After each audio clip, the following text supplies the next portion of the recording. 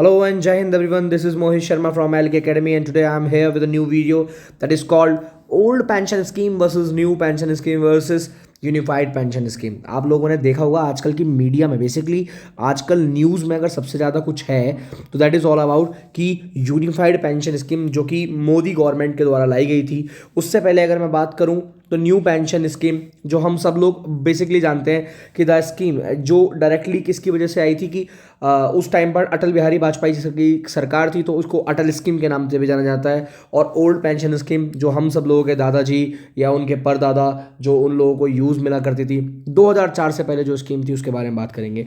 तो आज की इस ओवरऑल वीडियो में मैं डिस्कस करने जा रहा हूँ कि जो आज के टाइम पर जो लफड़ा चल रहा है गाइस कि हम सब लोग फाइट कर रहे हैं कि हमको ओल्ड पेंशन स्कीम मिलनी चाहिए। हालांकि वो तो नहीं मिल सकती but still we are trying कि हाँ जो यूनिफाइड पेंशन स्कीम जो कि कह सकते हैं कि ये बैलेंस पैदा करती है बिटवीन ओल्ड पेंशन स्कीम और न्यू पेंशन स्कीम।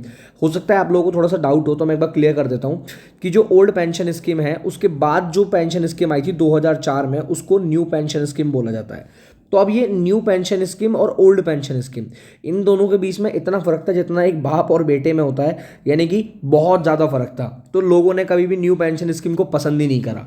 तो इसीलिए जो मोदी गवर्नमेंट है वो एक नई पेंशन स्कीम लेकर आती है जो कि बैलेंस पैदा करती है between old pension scheme and new pension scheme that is called unified pension scheme. तो आज की इस पूरी वीडियो में ये जो 10 से 15 मिनट का वीडियो होने जा रहा है इसमें हम इस डिटेल में एक एक चीज़ को कवर करने वाले हैं। बने रहिए आप लोग मेरे साथ और हम डिस्कस करेंगे इस चीज़ को। तो गाइस सबसे पहले हम डिस्कस करेंगे कि ओल्ड पेंशन स्कीम क्या है, इसके अंदर क्या क्या बेनिफिट्स थे, क्या क्या चीज़ें थी। आप सब लोगों को पता है कि ओल्ड पेंशन स्कीम ये गारंटेड पेंशन स्कीम थी। इसके अंदर आपको गारंटेड और फिक्स्ड पेंशन मिला करती थी। इस स्कीम के अंदर मैं बता दूं, जैसे कि सपोज करो आपकी जो सैलरी है, अगर मैं मानता हूं कि दिसंबर में आपकी जो सैलरी है वो 1 लाख रुपए है, ठीक है, जो आपको मिली है। जनरली आपने क्या करा, जब आपको सैलरी जो भी आपको प्रोवाइड हुई उसके टाइम के बाद आपने रिटायरमेंट ले लिया। सपोज अगर मैंने रिटायरमेंट लिया, मैंने आज रिटायरमेंट ले लिया यानी कि जनवरी में रिटायरमेंट ले लिया, तो मैं आपको बता रहा हूँ कि दिसंबर में जो आपकी सैलरी थी उसका 50% ऑफ जो अमाउंट होगा वो आपको ओल्ड पेंशन स्कीम में मिलेगा, ठीक है। ये जो ओल्ड पेंशन स्कीम थी वो आ गई।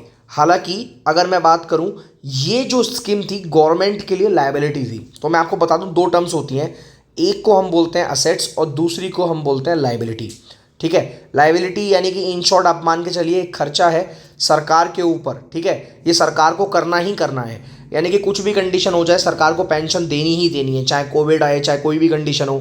तो ये उन लोगों के लिए थी जो 2004 से पहले जो लोग एप्लीकेबल थे उसके लिए। तो बेसिकली यहाँ पर सरकार के लिए एक सबसे बड़ी जो दिक्कत थी या प्रॉब्लम थी वो यही थी कि सरकार को ये पैसा देना ही देना पड़ेगा, यानी कि सरकार के ऊपर एक बहुत बड़ी जिम्मेदारी, बहुत बड़ी लायबिलिटी यहाँ बनकर आ गई। नाउ अब इसका सोल्यूशन कैसे है, चीज़ें कैसे क्लियर होंगी, वो बहुत सारी देखी जाएंगी। देखिए गाइस मैं आपको बता देता हूँ। उसके बाद क्या है, एक जो बहुत बड़ा रीज़न था कि अगर गवर्नमेंट क्राइसिस से गुजर रही है, मैं एग्जांपल दूँ 1991 में भारत के पास खाना खाने तक को पैसे नहीं थे। तो अगर ऐसे टाइम पर भारत अगर इतने गंदे क्राइसिस में है तो उस केस में जो पेंशन हो गया अगर आपको वो भी देना पड़े तो कहीं ना कहीं सरकार तो उसमें डूबती चली जाएगी।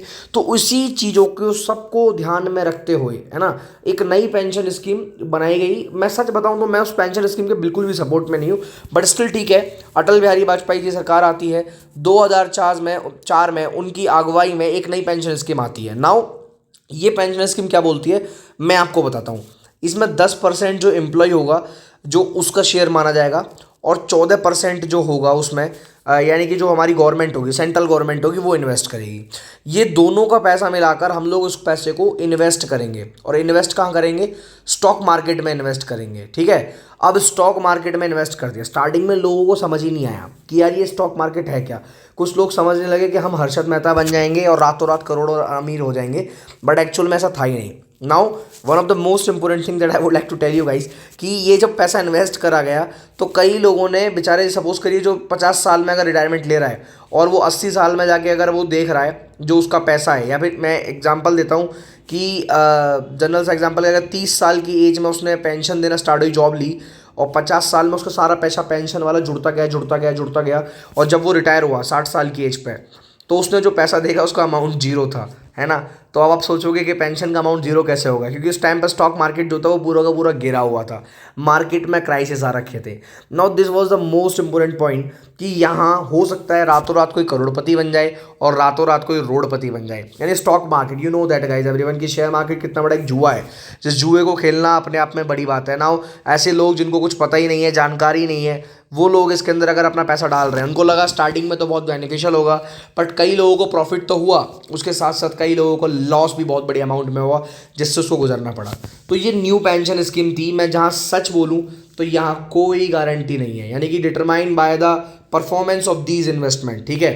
The retirement income become dependent on the market volatility basically. अब यहाँ पर जो सबसे बड़ा इंपॉर्टेंट पॉइंट था वो ये था कि किस तरीके से इससे बच के निकला जाए, और यहाँ पर किस तरीके से डिफरेंट तरीके से सरकार जो है अपने जो एक तरीके से लायबिलिटी थी ना, सरकार ने कहीं ना कहीं अपने ऊपर से बस एक बोझ हल्का कर दिया। अब एक बात आप देखिए, आप एक लॉजिकल से एक रीज़न लीजिए, इंडिया की जो इकोनॉमी है वो सोशलिस्ट इकोनॉमी है, ठीक है, और मतलब एक लिटरली अभी तो खैर हम मिक्स्ड इकोनॉमी की तरफ टिल्टेड हो चुके हैं और कहीं ना कहीं धीरे धीरे हम कैपिटलिस्ट की तरफ मूव कर रहे हैं। तो मैं आपको दो तीन चीज़ें बता दूं कि जब आप सोशलिस्ट हैं या मिक्स्ड हैं, कुछ भी हो, दोनों ही केसेस में आपका काम बनता है जनता के लिए काम करना। सरकार तो जनता के लिए ही काम करेगी। उस टाइम पर सरकार ने सिर्फ अपना पेंशन का जो रिस्क है ना वो हटा दिया और वो इंडिविजुअल के सर पर डाल दिया। यानी कि मैं बोलूँ basically new liberal economic policies थी ये, जो सरकार ने यहाँ पर अपने बर्डन को हटाया, बस कुछ नहीं किया, अपने बर्डन को ट्रांसफ़र किया है to a pension risk to the individual, nothing else.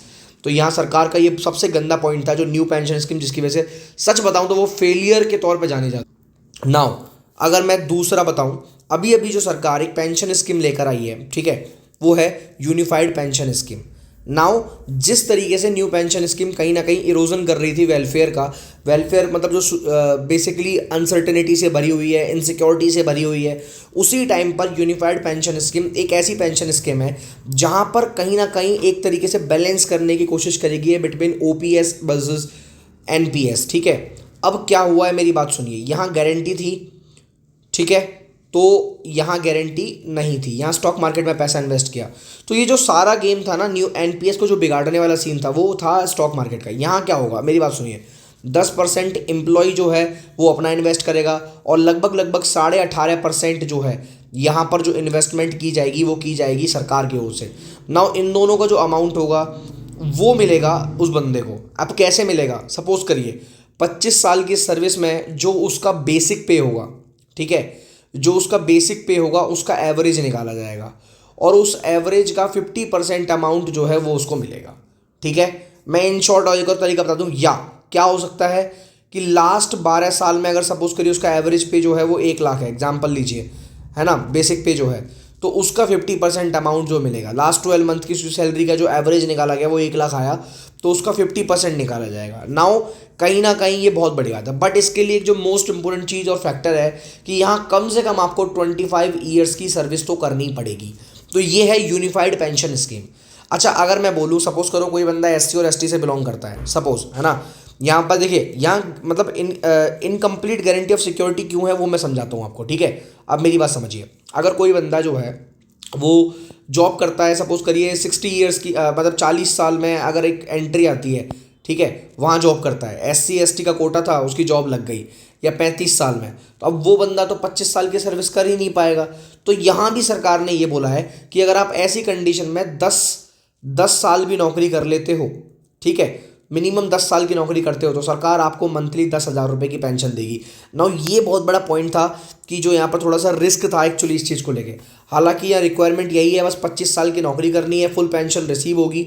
Now मैं इस पॉइंट को लेकर आपके सामने क्यों आया हूँ, क्योंकि अब सेंट्रल गवर्नमेंट ने अभी अभी गैजेट इशू कर दिया है और उस गैजेट इशू करने में बोला है कि आप बताइए, आप एनपीएस के थ्रू अपनी पेंशन स्कीम को ऑप्ट करना चाहेंगे या फिर आप यूपीएस को ऑप्ट करना चाहेंगे। हालांकि मैं इन शॉर्ट अगर बोलूँ तो एनपीएस में प्रॉफिट होने के चांसेस भी हैं, लॉस होने के चांसेस भी हैं, बट कहीं ना कहीं एक बड़े लेवल पे ये सिक्योरिटी प्रोवाइड करता है जहां बहुत सारी चीज़ है।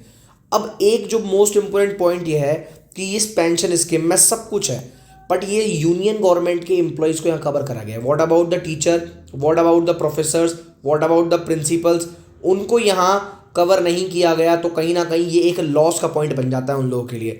तो यहाँ पर जो अदर पब्लिक सेक्टर वर्कर्स हैं, टीचर्स हैं, इनफॉर्मल सेक्टर के एम्प्लॉयज़ हैं, उनको यहाँ पर पेंशन का कवरेज नहीं मिल रहा है, जो कि एक बहुत बड़ा नेगेटिव पॉइंट इनके लिए यहाँ बनकर आ रहा है।